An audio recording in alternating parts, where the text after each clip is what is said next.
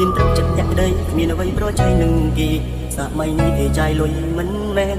ចាយបេះដូងស្មោះទេគ្មានន័យគេក៏ស្ដាប់ការនេះលោកត្រូវចិត្តអូនហើយមែនទេបើសម្រាប់ចិញ្ចាក់ចិញ្ចឹមកំពុងនឹងជីរីរី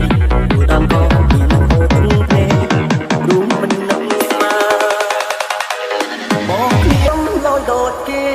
អ្នកម្នាក់ខ្ញុំប្រើអូប៉ូមើលខ្លួនឯងទៅមនុស្សថត iPhone តែប៉ុណ្្នឹងឲ្យមើលថាប្រើអូប៉ូទៀតបងខ្ញុំស្គាល់អ្នកខ្ញុំលយដូតគេទៅមានមិនអាចបន្តធ្វើរឿងសា